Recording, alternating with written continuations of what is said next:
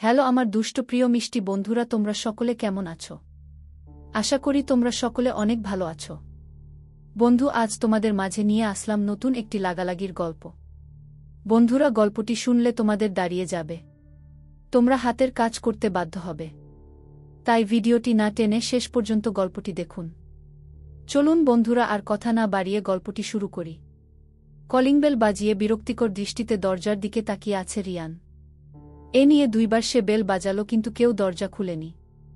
আবারও বিরক্তি নিয়ে বেল বাজাতে যাবে, তখনই দরজা খোলার শব্দে রিয়ান সামনে তাকাল। নিজের সামনে প্রাপ্তিকে দাঁড়িয়ে থাকতে দেখে রিয়ান একা একাই বলতে লাগল, উফ মিস ধানি লঙ্কা, আপনি দেখি আমার স্বপ্নর পাশাপাশি কল্পনায় ও আসতে শুরু করেছেন। এখন কল্পনায় আপনি আমার বাসার দরজা খুলে দিলেন। ইস, এটা যদি সত্যি হতো যে এই মুহূর্তে সত্যিই আপনি আমার সামনে থাকতেন। একা একাই বিড়বিড় করে বলতে লাগল রিয়ান। আপনি কি কিছু বললেন না মিস্টার রিয়ান? আমি? হ্যাঁ মানে না। এতক্ষণে রিয়ান বুঝল প্রাপ্তি সত্যিই তার সামনে দাঁড়িয়ে আছে। এই এক মিনিট আপনি আমার বাসায় কি করছেন? কোনো খারাপ মতলব নেই তো আপনার? রিয়ান, আপনার মাথার চিকিৎসা দরকার মিস্টার রিয়ান। আমি সিওর আপনার মাথা গেছে। আমি? আচ্ছা সরো, আমি মার থেকেই সব জেনে নিব। এখন আমি আগে ভিতরে ঢুকে নেই। বলতে বলতে রিয়ান বাসার ভিতরে ঢুকে আসল। বাসার ভিতরে ঢুকে রিয়ান আরেক দফা চমকে গেল। এ কি, এসব হচ্ছেটা কি? রিয়ান চিৎকার করে বলে উঠে, স্টপ এভরিওয়ান! করছোটা কি তোমরা? এত বড় বড় মেয়েডরা নাকি একটা পিচ্চি বাচ্চার সাথে লুকোচুরি খেলছ? তোমাদের মাথা কি ঠিক আছে, রিয়ান? আর অন্যদিকে সবাই রিয়ানের ভয়ে কাঁপছে। রিয়ানারও ভয় করছে পাপা যদি তাকে বকে। অবস্থা খারাপ হতে দেখে আমি বলে উঠলাম, আপু ভাইয়ারা, তোমরা যে যার কাজে চলে যাও। আমার কথা এখনো শেষ হয়নি রিয়ান। অফিসের কাজে তো গিয়েছিলেন, বাসার খবর কি আপনি রাখেন? আর কারোর কথা বাদ দিন, কিন্তু নিজের মেয়েটার কথা তো মাথায় রাখবেন নাকি? আন্টি আপনাকে কতবার কল করেছিল জানেন? কিন্তু আপনার কোনো খবর নেই। মানে কি হয়েছে রিউর? আর আপনি যে আমাকে এত কিছু বললেন, আমি কোথায় মনের আনন্দে ঘুরতে যাইনি মিস প্রাপ্তি। আমি অফিসের কাজেই গিয়েছিলাম। আর যেখানে ছিলাম সেখানে প্রচুর নেটওয়ার্কের সমস্যা ছিল। এখন বলেন দেখি আমার দোষ কোথায়? রিয়ান। এর মধ্যে রিয়ানা এসে রিয়ানের কোলে উঠে পড়ে। তারপর বলতে লাগে, পাপা, রিয়ানা। হ্যাঁ পাপা বলো। রিয়ান, তুমি কি আমার জন্য চকলেট নিয়ে আসছো? রিয়ানা, এই রে পাপা, আমি তো চকলেটের কথা ভুলে গিয়েছিলাম। কালকে এনে দিলে কি হবে? রিয়ান, না হবে না। কিন্তু আরেকটা উপায় আছে, যদি তুমি চাও তো আমি বলতে পারি। আমার এই উপায়টা যদি তুমি মেনে চলো তাহলে আর আমি তোমার উপর কোনো রাগ করব না। রিয়ানা, আচ্ছা পাপা, তাহলে বলো তুমি সেই উপায়টা কি? রিয়ান, কালকে আমাদের স্কুলে বাচ্চাদের একটা পার্টি হবে। মিস বলেছে সেখানে যেন সবাই নিজের মা বাবাকে নিয়ে যায়। রিয়ানা, ও এই উপায়? তাহলে তো আমি আর আমার রিউ মা অবশ্যই কালকের সেই পার্টিতে জয়েন করব। রিয়ান, শুধু তাই না পাপা। রিয়ানা, তাহলে আর কি মাম্মা তুমি বলো? রিয়ান, আমাদের সাথে আরও একজন যাবে। রিয়ানা, আমাদের সাথে আবার সে যাবে মাম্মা? রিয়ান, আমাদের সাথে আমার ভালো আন্টিও যাবে। রিয়ানা, ও আচ্ছা, ভালো কথা। তোমার ভালো আন্টি যদি তোমার সাথে যেতে রাজি থাকে তাহলে আমার কোনো সমস্যা নেই মাম্মা। এখন আমি রুমে যাই, ফ্রেশ হয়ে এসে কথা বলবো। রিয়ান, ফ্রেশ হয়ে আমার রুমে এসো রিয়ান, কিছু জরুরি কথা আছে আমার তোমার সাথে। লিজা আহমেদ, আচ্ছা আম্মু, বলে রিয়ান নিজের ঘরে চলে গেল। আর রিয়ানা গিয়ে প্রাপ্তি পাশের একটা সিটে বসল। তারপর আকুপাকু করে বলতে লাগল, ও ভালো আন্টি। রিয়ানা, হ্যাঁ পাখি বলো। আমি? শুনো না ভালো আন্টি। রিয়ানা, বলো না পাখি। আমি?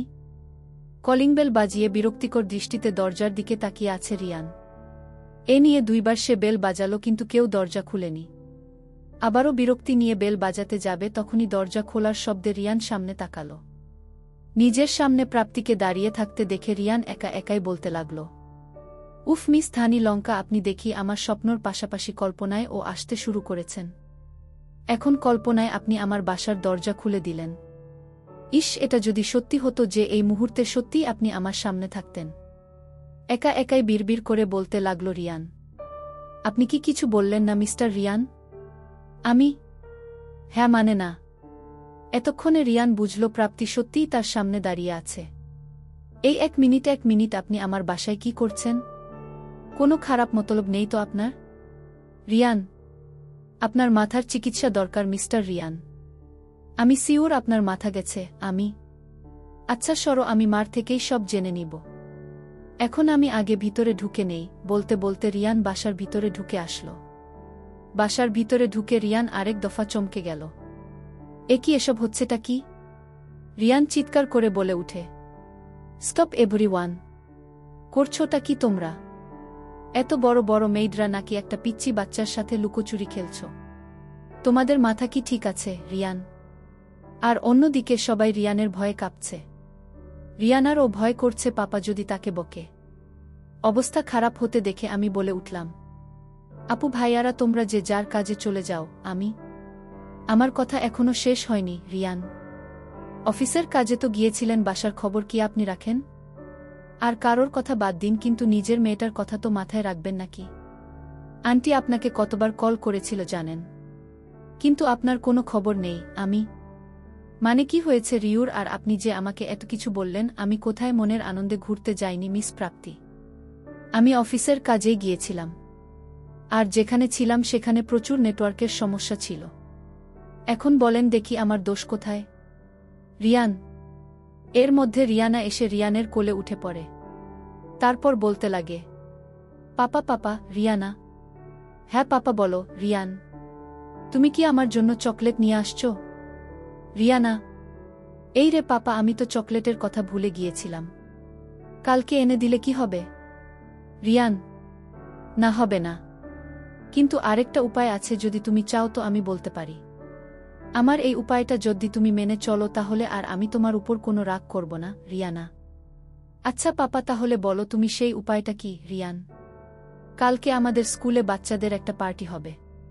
মিস বলেছে সেখানে যেন সবাই নিজের মা বাবাকে নিয়ে যায়। রিয়ানা, ও এই উপায়?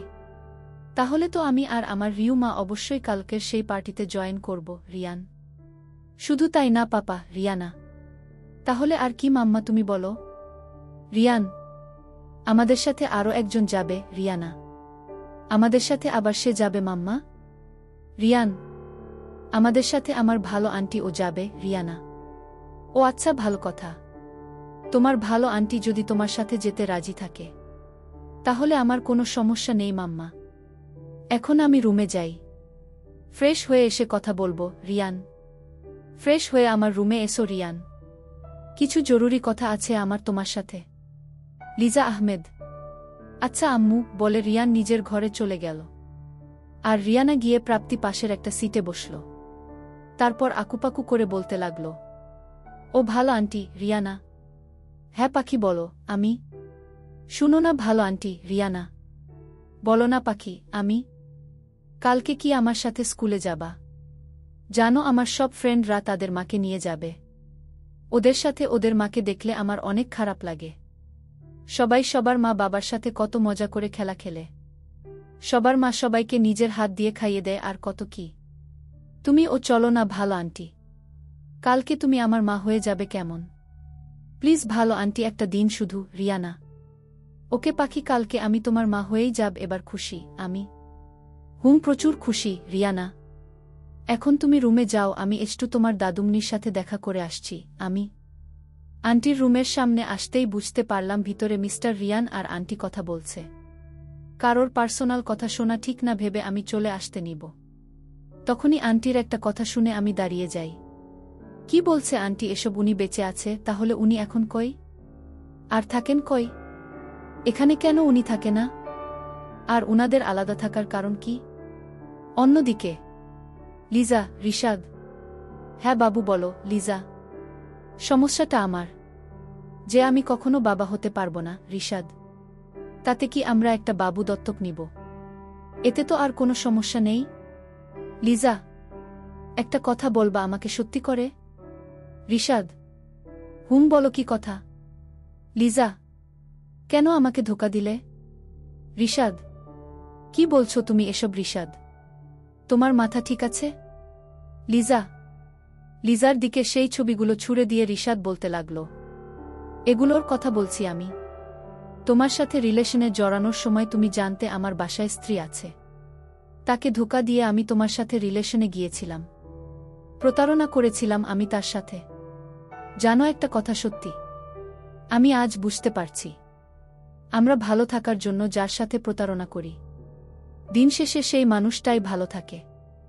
আল্লাহ প্রতারককে হয়তো প্রতারণার মাধ্যমেই শাস্তি দেয়, যা আজকে আমার সাথে হচ্ছে। ভেবো না আমাকে ঠকিয়ে সুখে থাকবে। একসময় তোমার মতো আমিও ভেবেছিলাম। আজকে আমি নিঃস্ব, তোমারও একদিন এমন অবস্থাই হবে। ভেবো না বদদোয়া দিচ্ছি। এটাই বাস্তবতা রিশাদ। দেখো রিশাদ, আমি আর তোমার সাথে থাকতে চাই না। আমার ডিভোর্স চাই লিজা। তুমি বলার আগেই আমি এ ব্যবস্থা করে ফেলেছি। 1 সপ্তাহ সময় লাগবে উকিল সাহেব বলেছে। রিশাদ, আমি আজকেই আমার বাসায় চলে যাব। আমি আর এখানে থাকতে চাই না। ডিভোর্স পেপার রেডি হলে আমার বাসায় পাঠিয়ে দিও, বলে লিজা নিজের কাপড় চোপড় গুছিয়ে সবকিছু নিয়ে চলে গেল। রিশাদ বিছানায় বসে ভাবত লাগল অতীত। বিয়ের পর সবই খুব সুন্দরভাবে চলছিল। রিশাদ আর প্রাপ্তির জীবনে কোনো কিছুর অভাব ছিল না। কিন্তু সমস্যাটা হয় বিয়ের 3 বছরের মাথায়। হঠাৎই রিশাদ বদলে যেতে শুরু করে। খুব বাজে ব্যবহার শুরু করে প্রাপ্তির সাথে। মেয়েটা খুব মনমরা হয়ে পড়ে। বুঝেনি তখন রিশাদ মেয়েটাকে। প্রিয়জনের অবহেলা যে কতটা পুরায় এটা সে আজকে বুঝতে পারছে। মিথ্যা অপবাদে মেয়েটাকে ডিভোর্স দিয়েছিল রিশাদ, যে সে কখনো মা হতে পারবে না। কতটা অন্যায় করেছিল মেয়েটার সাথে এটা সে আজকে বুঝতে পারছে। কিন্তু তারপরের কোনো ঘটনাই রিশাদ জানে না। একটা 3 পিস পরে মোটামুটি তৈরি হয়ে আন্টির রুমের সামনে আসি। কিছুক্ষণ আগে একজন মেইড আমাকে বলে গিয়েছে আন্টি নাকি আমাকে ডাকছে। তাই আমি বললাম, আন্টি আসব কি? আমি আসো মা। লিমা আহমেদ। কিছু বলবে আন্টি? আমি তুমি তৈরি মা? লিমা আহমেদ।